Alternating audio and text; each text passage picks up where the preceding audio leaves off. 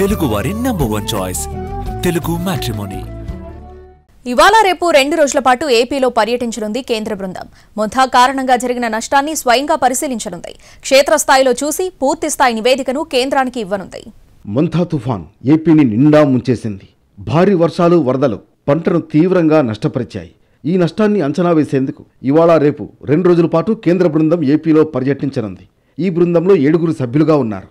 హోంమంత్రిత్వ శాఖ joint secretary పౌసిమి bus నేతృత్వంలోని బృందం తుఫాను ప్రభావిత ప్రాంతాలను పరిశీలించి నష్టాల పరిధిని అంచనా వేయనుంది.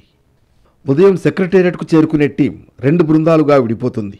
అందులో ఒకటి బాపట్ల జిల్లాకు వెళుతుంది. మరో బృందం కృష్ణా, ఏలూరు, తూర్పుగోదావరి జిల్లాకు వెళుతుంది. తుఫాను ప్రభావిత కుటుంబాలతో నేరుగా మాట్లాడుతుంది. పంట నష్టంతో పాటు చెరువులు, రోడ్లు, తీర ప్రాంతాల్లో పరిస్థితిని ఈ బృందాలు స్వయంగా పరిశీలిస్తాయి. కోనసీమ జిల్లాలో అరటి, కొబ్బరి, వరి పంట నష్టం, నీటిపారుదల వ్యవస్థలపై తుఫాను ప్రభావం ఎంతుంది అనే అంశాల గురించి బాధిత రైతులతో ముఖాముఖిగా మాట్లాడి అంచనాలు రూపొందిస్తారు.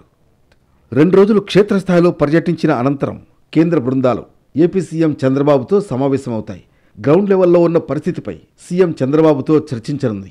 రాష్ట్రంలో మొంథా తుఫాను ప్రభావంపై సమగ్ర నివేదికను కేంద్ర ప్రభుత్వానికి సమర్పించనుంది. ఆ నివేదిక ఆధారంగా ఉద్ధరణ, సహాయం, పునరుద్ధరణ నిధుల కేటాయింపుపై తుది నిర్ణయాలు తీసుకోనుంది కేంద్ర ప్రభుత్వం.